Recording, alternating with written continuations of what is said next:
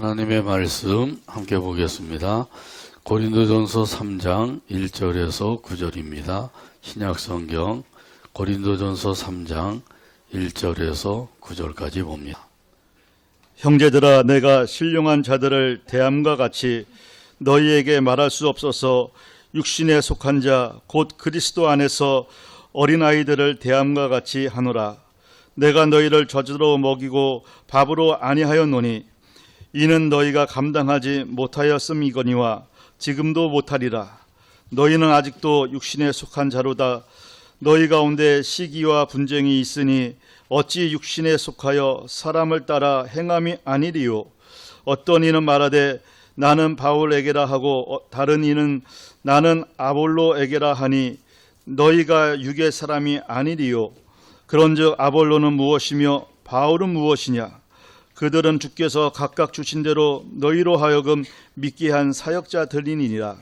나는 심었고 아볼로는 물을 주었으되 오직 하나님께서 자라나게 하셨나니 그런즉 심는 이나 물 주는 이는 아무것도 아니로되 오직 자라게 하시는 이는 하나님뿐이니라.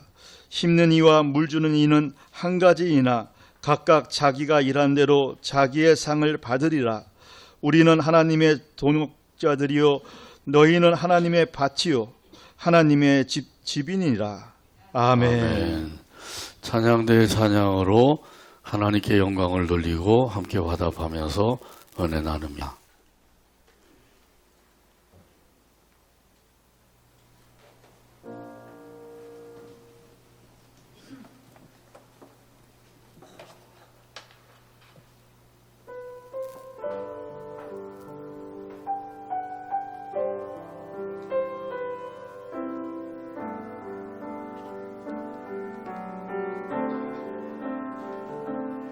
내가 천사의 말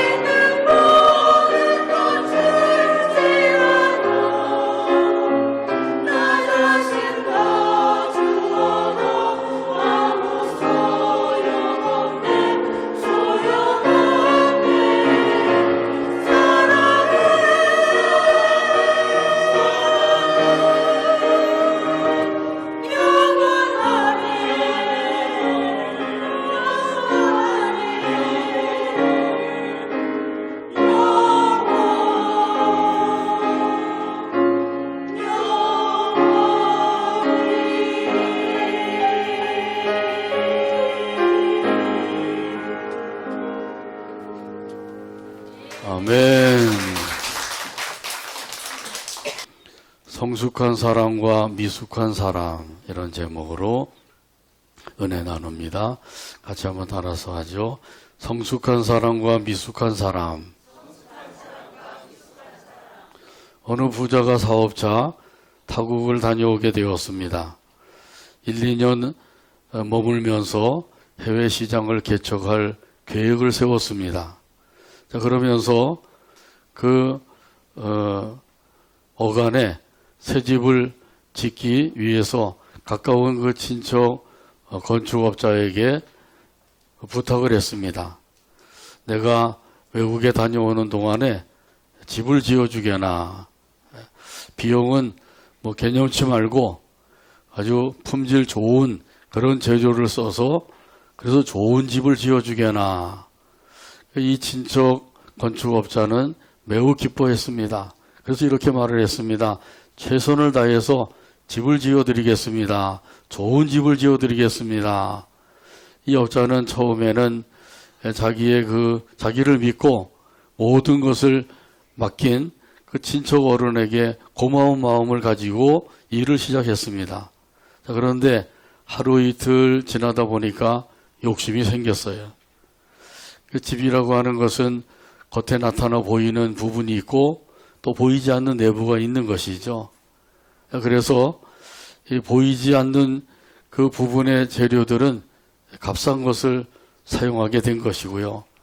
보이는 부분은 고급 재료를 사용하게 되었습니다. 그리고 청구서에는 모두 고급 재료를 사용한 것으로 그 액수를 적어서 드리게 된 것이죠. 드디어 친척 어른이 돌아왔습니다. 업자와 함께 그 새 집을 돌아보면서 매우 흡족해했습니다. 이렇게 흡족해 하면서 그동안 그 건축을 하느라고 정말 수고가 많았네. 자, 그런데 이 집은 자네 것일세. 그러면서 집 열쇠를 주더라고 합니다. 이 건축업자는 성숙한 사람인가요? 아니면 미숙한 사람인가요? 하나님께서는 지금도 저와 여러분에게 요구하시는 것이 있어요. 그것은 성숙한 사람이 되는 것입니다. 오늘 본문에 보게 되면 성숙한 사람과 미숙한 사람이 있어요. 오늘 본문 1절에서 말씀합니다. 형제들아, 내가 신령한 자들을 대함과 같이 너희에게 말할 수 없어서 육신에 속한 자 곧 그리스도 안에서 어린아이들을 대함과 같이 하노라. 아멘. 여기에 보게 되면 신령한 자와 육신에 속한 자가 있어요. 여기 신령한 자는 다른 말로 하면 영에 속한 자를 가리키는 겁니다. 자, 그러면 금방 대비가 되지요. 영에 속한 자와 육신에 속한 자. 여기 영에 속한 자는 성령의 지배를 받는 사람이에요. 성령의 지배를 받는 사람이 있는가 하면 환경의 지배를 받는 사람이 있습니다. 여러분 어디에 속하시나요? 나는 과연 무엇에 지배를 받고 살고 있는가? 한번 자기 자신을 깊이 생각해 보아야 되겠죠. 이 성령의 지배를 받는 자라고 하는 것은 성령의 인도하심을 받는 사람을 가리키는 거예요. 성령의 인도하심을 따라 사는 사람을 가리키는 것이죠. 이런 사실은 로마서 8장 14절에서 말씀합니다. 무릇 하나님의 영으로 인도함을 받는 사람은 곧 하나님의 아들이라. 아멘. 어떤 사람이 성령의 인도하심을 받는다고요? 하나님의 아들. 여기 하나님의 아들은 딸 빼놓고 아들을 가리키는 게 아니라 하나님의 자녀를 가리키는 것이죠. 무릇 하나님의 영으로 인도함을 받는 사람은 하나님의 아들이라, 하나님의 자녀라는 거예요. 그러니까 하나님의 자녀들 마음속에는 성령님이 내주에 계시는 줄로 믿습니다. 그러니까 저와 여러분 마음속에 성령님이 계신 거예요. 그러니까 성령님이 함께 하셔서 우리를 인도하고 계셔요. 어느 길로 인도해 주실까요? 은혜의 길로 인도해 주십니다. 복된 길로 인도해 주시고 사명의 길로 인도해 주시고 생명의 길로 인도해 주시는 줄로 믿습니다. 아멘. 그러니까 성령님이 인도하실 때 우리가 할 일은 뭐예요? 우리가 할 일은 잘 따라가는 겁니다. 인도하시는 대로만 잘 따라가면 돼요. 망설이거나 거절하지 말고 잘 따라가면 되는 것이죠. 어떤 사람들은 그 성령님이 인도하실 때에 그 인도하심을 따라가지 않고 거절하는 사람들이 있죠. 어떻게 거절하죠? 자기 생각을 앞세워서 거절하는 거예요. 성령님이 인도하시는데 내 생각에는 그 길이 아니다. 내 생각에는 그거 틀린 것이다. 자기 생각을 앞세워서 성령님이 인도하심을 거절하는 것이죠. 또 자기의 뜻을 앞세워서 성령의 인도하심을 거절해. 내가 원하는 것은 그게 아닙니다. 내가 원하는 것은 이것입니다. 이 길입니다. 이러면서 성령이 인도하시는 길로 따라가진 않는 거죠. 자기 뜻을 앞세우면 그렇게 되는 거예요. 또 때로는 자기의 방법을 앞세웁니다. 내가 생각할 때는 이런 방법이 최고로 좋은 것 같은데 성령님이 인도하시는 그 방법은 좀 안 좋은 것 같습니다. 이러면은 성령의 인도하심을 거절하게 되는 것이죠. 나만 장군이 그 엘리사 선지자에게 나병을 고쳐달라고 왔죠. 많은 예물을 가지고 왔어요. 근데 나만 장군이 생각하기를 엘리사 선지자가 나와서 굉장한 의식을 치르면서 기도해 줄 줄로 생각을 했어요. 근데 그러지 아니하고 사환을 보내서 요단강에 가서 몸을 7번 담그라고 합니다. 이렇게 이야기하고 빗쭉 얘기하고 들어가 버린단 말이죠. 자기 생각하고 완전히 다른 거예요. 자기 방법하고 완전히 다른 거예요. 그래서 처음에는 화를 내고 돌아간다고 그랬죠. 측근들에 의해서 화를 튀고 여기까지 왔으니까 한번 밑줘야 본주니까 요단강에 가서 몸을 7번 담가 보시죠. 그래서 순종을 했더니 어린아이 살처럼 깨끗하게 되었다 그랬어요. 나만 장군도 자기 생각과 자기 방법과 다른 거예요. 그러니까 처음에는 화를 내게 된 거죠. 많은 사람들이 성령님이 인도하시는데도 그 인도하심을 따라서 살지 아니하고 여전히 거절하며 사는 것은 바로 이런 자기 생각을 앞세우고 자기 뜻을 앞세우고 자기 방법을 앞세우다 보니까 그렇게 되는 것이에요. 자, 그러면 이 성령님이 아무리 인도해 주셔도 그 인도하심을 따라갈 수가 없는 것이죠. 성령님이 은혜의 길, 복된 길, 사명의 길, 생명의 길로 인도하실 때 그 인도하심을 받아서 잘 따라가게 되길 바랍니다. 이렇게 따라가면 어떻게 되죠? 이렇게 따라가면 은혜 충만한 삶을 누리게 되는 거예요. 복된 삶을 누리게 됩니다. 아멘. 사명을 감당하게 됩니다. 아멘. 생명의 삶을 누리게 됩니다. 아멘. 이것이야말로 엄청난 은혜와 복을 누리게 되는 것이죠. 근데 하나님께서는 우리가 이런 모든 것을 누리며 살길 원하시기 때문에 성령님을 보내주셨고 성령님을 통해서 인도해주고 계셔요. 우리는 그 인도하심을 잘 따라가기만 하면 되는 거예요. 그런데 예수 믿는 사람들도 성령의 인도하심을 따라 살질 않는 거죠. 그러니까 은혜 충만한 삶을 누리지 못하게 되고 복된 삶도 누리지 못하게 되고 사명도 감당하지 않게 되고 영생을 누리지 못하고 사는 거예요. 나는 왜 이렇게 살아야 되느냐? 여기에 답이 있는 것이죠. 깊이 깨달아서 성령님 인도하시는 대로 잘 따라가게 되기를 바랍니다. 아멘. 그래서 우리 하나님께서는 다시 한번 강조하면서 우리에게 말씀해 주셨어요. 갈라디아서 5장 16절에서 말씀합니다. 내가 이르노니 너희는 성령을 따라 행하라. 그리하면 육체의 욕심을 이루지 아니하리라. 아멘. 한번 따라서 하실까요? 성령을 따라 행하라. 성령을 따라 행하라. 한 번만 더 하죠. 성령을 따라 행하라. 성령을 따라 행하라. 이렇게 되기를 바랍니다. 아멘. 이 말씀은 성령의 인도하심을 따라 살아라 그런 뜻이에요. 그러니까 하나님께서 한두 번 말씀하시는 게 아니에요. 여러 사람들을 통해서 그들의 입을 통해서 계속해서 강조하면서 말씀하고 계신 거죠. 이렇게 사는 사람이 바로 영적으로 성숙한 사람인 것이죠. 그런 반면에 육신에 속한 사람이 있어요. 여기 육신에 속한 사람에 대해서 자세히 말씀을 하셨어요. 육신에 속한 자 곧 그리스도 안에서 어린아이와 같다 이렇게 말씀하죠. 영적인 그 성장을 이루어야 되는데 영적인 성장을 이루지 못하면 어린아이의 상태에 머물러 있는 거예요. 이게 바로 미숙한 상태에 머물러 있는 것이죠. 미숙한 자로 살고 있으면 자기도 힘들고 남도 힘들게 하고 여러 사람들 힘들게 만들어요. 여기 어린아이는 갓난아이를 가리킵니다. 이 갓난아이는 젖 먹는 갓난아이죠. 아이가 태어났는데 6개월이 지났는데도 태어날 때하고 똑같아요. 1년, 2년, 3년이 지났는데도 태어날 때하고 똑같습니다. 자라질 못하고 있어요. 또 먹는 것도 젖이나 우유만 먹지 밥은 먹지 못하고 있어요. 큰일 났죠. 이렇게 됐다간 얼마나 큰일 나겠어요. 이런 그 사실은 오늘 본문 2절에서도 말씀합니다. 내가 너희를 젖으로 먹이고 밥으로 아니하였노니 이는 너희가 감당하지 못하였음이거니와 지금도 못하리라. 아멘. 여기 보게 되면 양식이 두 가지가 있죠. 젖과 밥입니다. 이 젖은 어린아이가 먹는 양식이죠. 그리고 밥은 성숙한 사람이 먹는 양식이에요. 그 젖과 같은 말씀, 이런 말씀은 그 구원의 기본적인 말씀을 가리키는 거예요.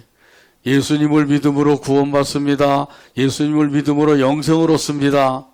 이 말씀은 그냥 아멘하고 마음으로 믿으면 되는 것이죠. 믿기만 하면 구원받고 영생을 얻는 거예요. 그러니까 아주 쉬운 거죠. 이 쉬운 것인데도 아직까지도 이런 믿음을 갖지 못한 사람들이 있어요.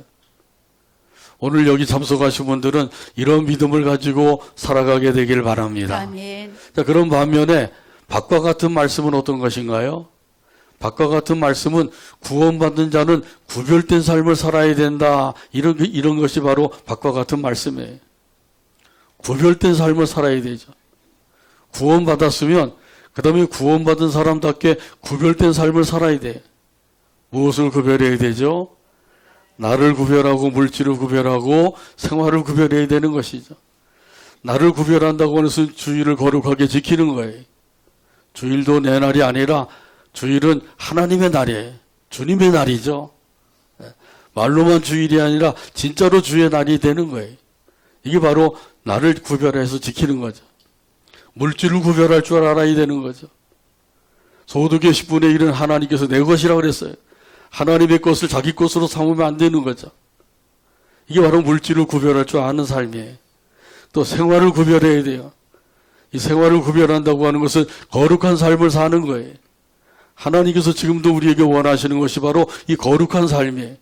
변화되어서 새 사람이 되고 거룩한 삶을 사는 것, 이걸 원하시고 계시죠. 여기에 걸리는 사람들이 많이 있어요.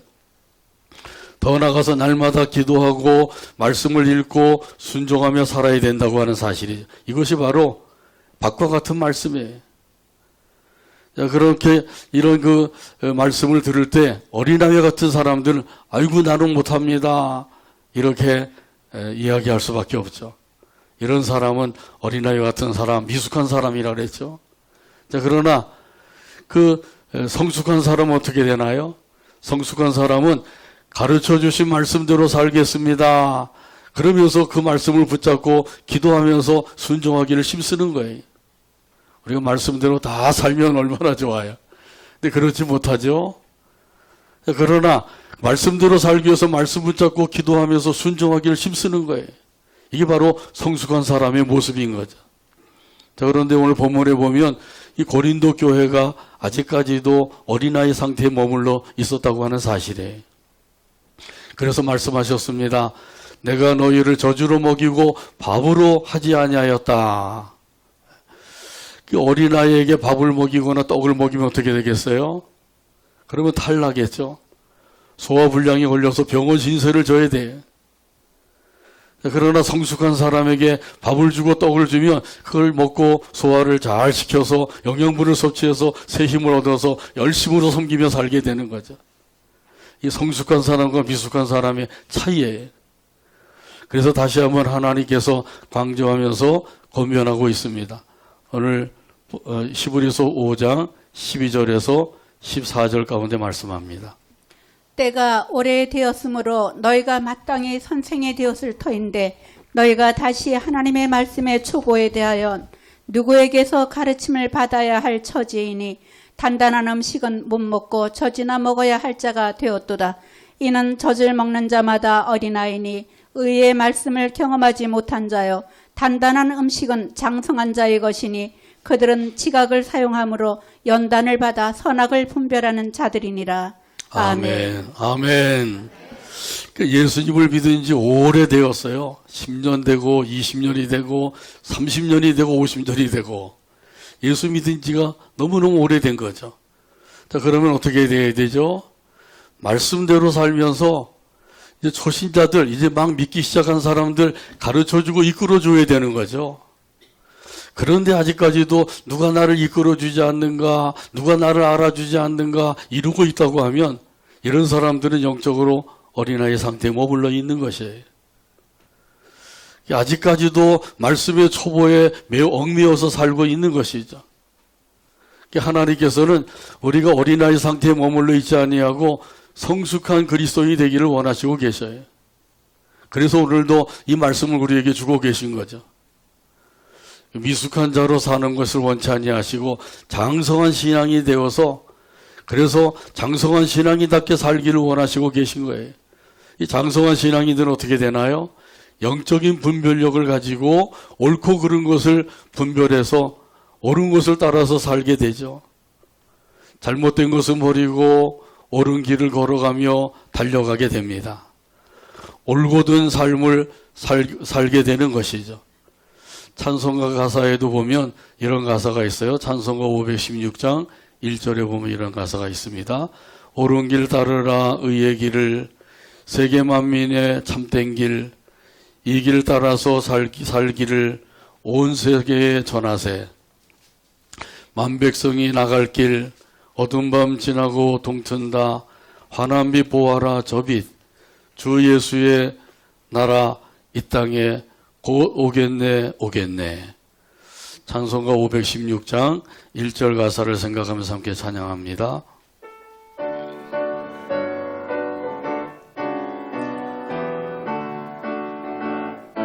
옳은 길 따르라 의의 옳은 길을 길 따르라 의의 길을 세계 만민의 참된 길 세계 만민의 참된 이 길 따라서 살 길을 이 길 따라서 살기를 온 세계에 온 전하세 세계에 전하세 만 백성이 나갈 길 백성이 나갈 길 어두운 밤 지나고 동튼다 밤 지나고 동튼 환한 빛 보아라 저 빛. 환한 빛 보아라 저 빛. 주 예수의 나라 이 땅에 주 예수의 나라 이 곧 땅에 오겠네 오겠네 곧 오겠네 오겠네.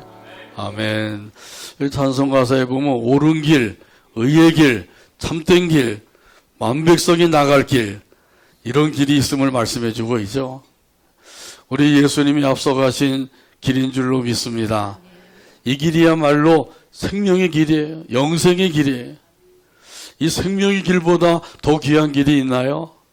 아무리 복된 길이고 은혜로운 길이라고 할지라도 생명의 길보다 더 귀한 길이 없는 거예요. 우리 하나님께서 저와 여러분을 생명의 길로 인도해 주신 줄로 믿습니다. 아멘.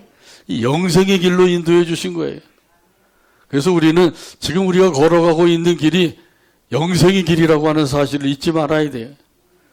그래서 영생의 길을 힘차게 걸어가고 달려가는 저와 여러분 되기를 주님의 이름으로 축복합니다. 아멘. 이 어린아이의 모습으로 걸어가는 것이 아니라 성숙한 사람의 모습으로 걸어가는 거예요. 또한 여기 영적으로 미숙한 자는 어떻게 살고 있다고 그래요?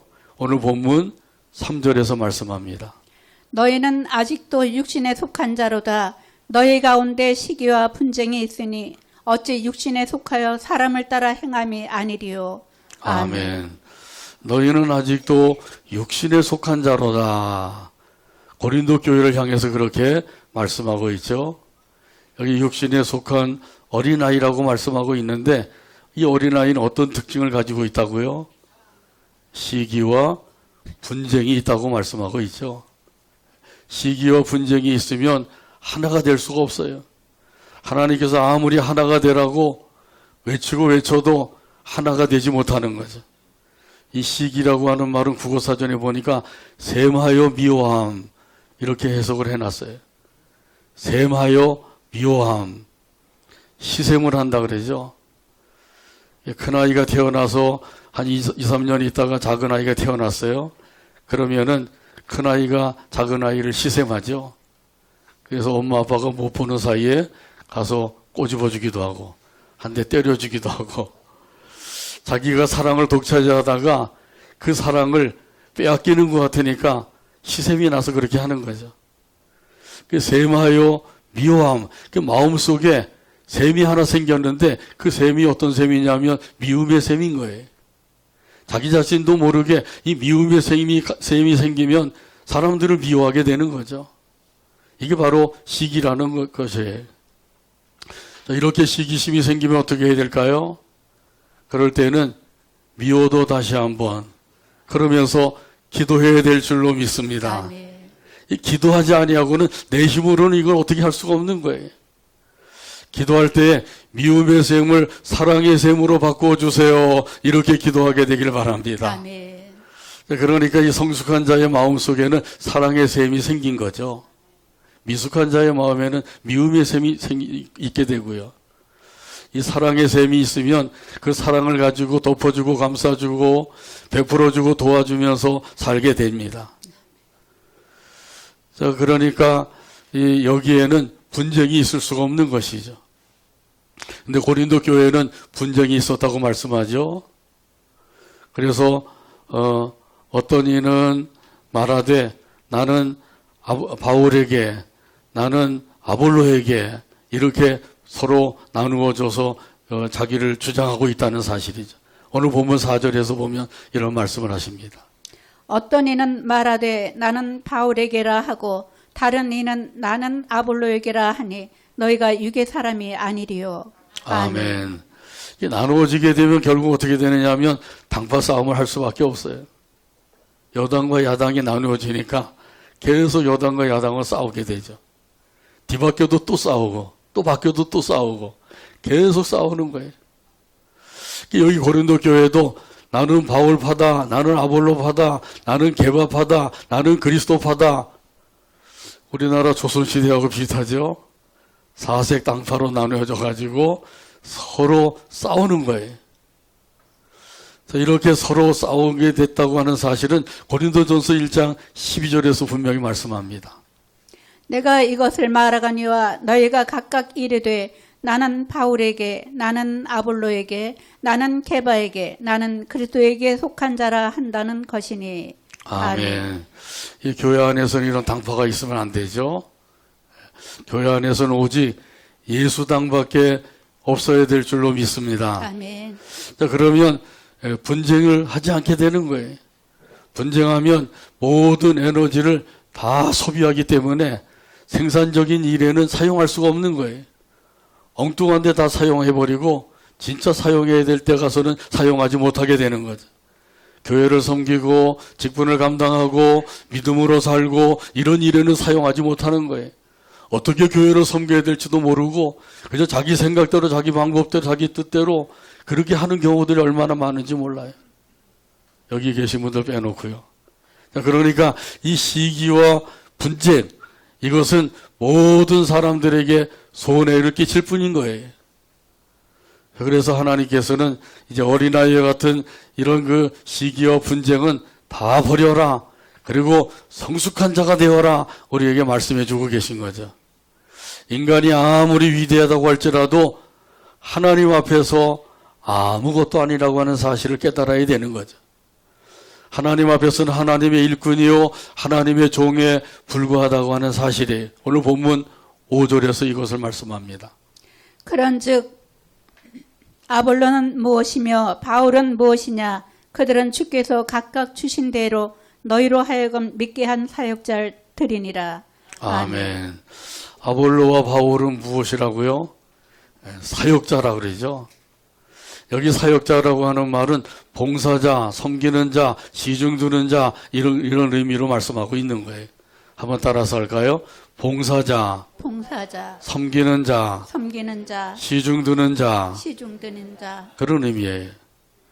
그 주인이 식사를 하기 위해서 그 시중 두는 사람은 식사 준비를 합니다. 그리고 주인이 식사를 다 끝낼 때까지 옆에서 시중을 두는 거예요. 이것이 바로 시중 두는 사람이에요. 철저하게 이 시중 드는 사람은 주인을 위해서 일하고 있는 거죠. 자기를 위해서 일하는 게 아니에요. 자기 뜻을 세우고 자기 생각을 앞세우고 자기 방법을 따르고 이러면서 섬기는 것이 아니라 오직 주인을 위해서.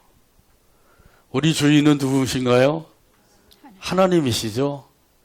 저와 여러분의 주인은 하나님이신 줄로 믿습니다. 아멘. 이 사실을 잊지 말아야 돼. 내가 주인이 아니에요. 하나님이 나의 주인이시에요. 이걸 잊지 말고 섬겨야 되는 거죠. 사도 바울도 그 사도 바울로 말하면 굉장히 위대한 사도이죠. 3차 전도여행을 떠나면서 그래서 많은 영혼들을 구원하고 교회도 많이 세웠어요.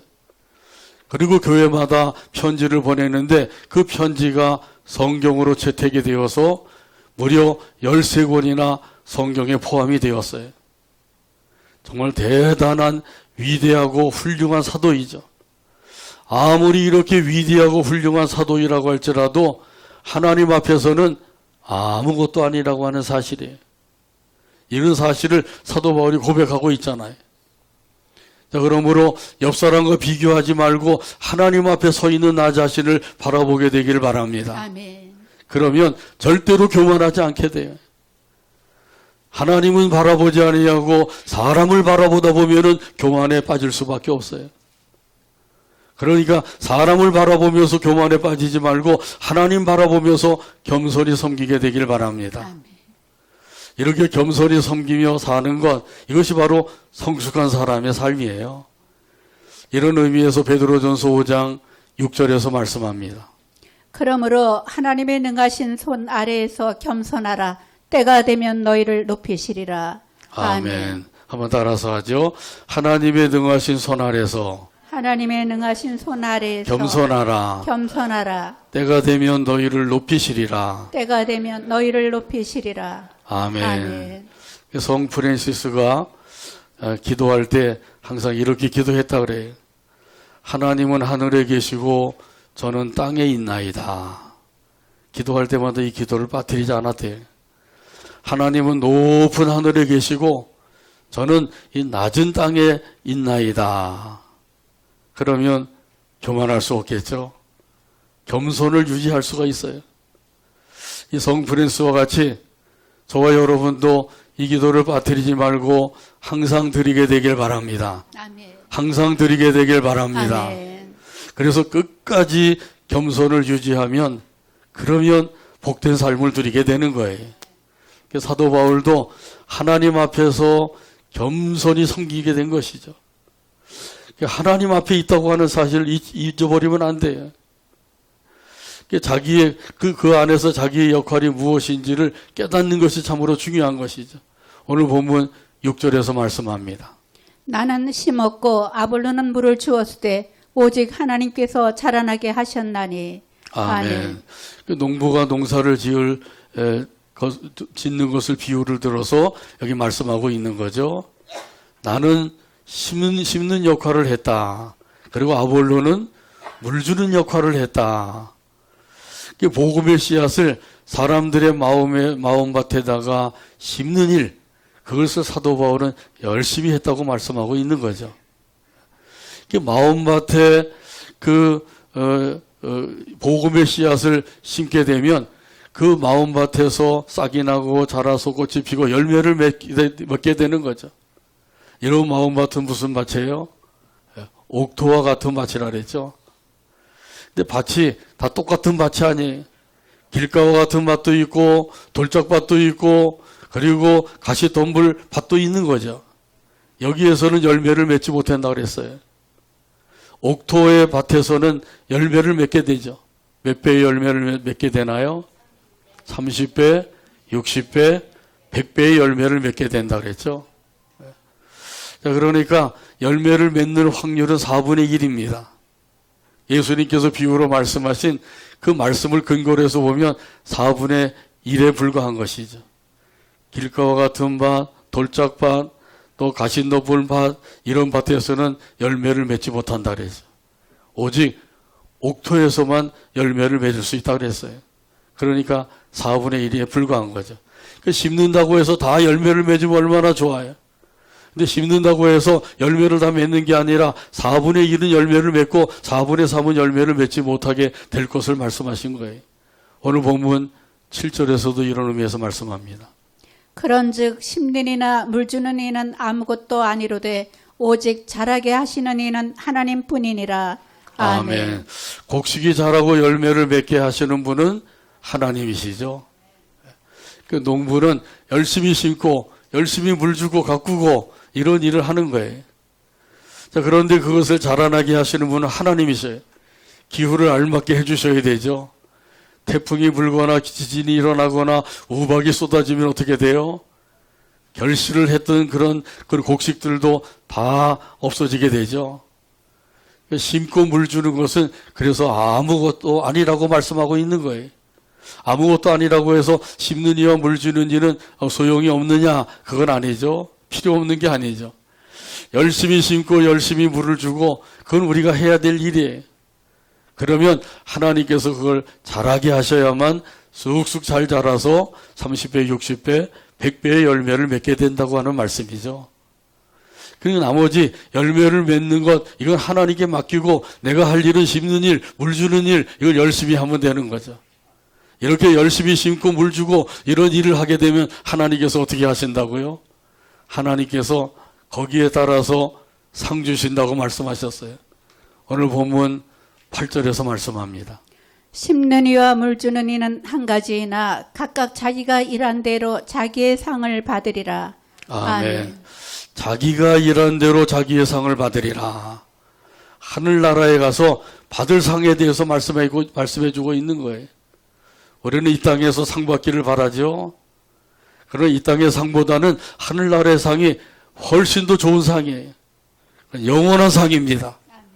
이런 상을 바라보면서 우리가 이 땅에서 맡겨진 일을 열심히 감당하는 것이죠. 하나님께서 갚아주지 아니하신다고 해서 낙심하고 시험에 들고 이렇게 해서 하나님을 섬기지 못하게 되면 그 손해는 자기가 보는 거죠. 그래서 하나님의 일꾼이 있고 일꾼이 있는 반면에 놀꾼도 있어요. 일하지 않냐고 노는 사람들, 이런 사람들은 놀꾼에 속하는 거죠. 그럼 어떻게 되겠어요? 하나님께로부터 책망을 받게 되겠죠. 성숙한 사람이 되어서 하나님께서 맡겨주신 일을 열심히 감당하여서 우리 하나님 앞에 갔을 때 하나님께로부터 칭찬받고 상급받는 저와 여러분 되기를 주님의 이름으로 축복합니다. 아멘. 주님의 이름으로 축복합니다. 아멘. 오늘 본문 9절 말씀 찾아서 이런 의미에서 같이 한 목소리 읽고 오늘 말씀을 맺습니다. 우리는 하나님의 동역자들이요 너희는 하나님의 밭이요 하나님의 집이니라. 아멘. 기도합니다. 하나님 아버지 감사합니다. 오늘도 사랑해 주시고 인도해 주시고 함께 모여서 영광 돌리게 하시고 말씀을 받게 하여 주시니 감사합니다. 주신 말씀 마음에 새겨지게 하여 주시고 깨달아지게 하시고 그 말씀 따라 살아가는 믿음의 삶이 되도록 은혜를 더하여 주시옵소서. 예수님의 이름으로 기도하옵나이다. 아멘.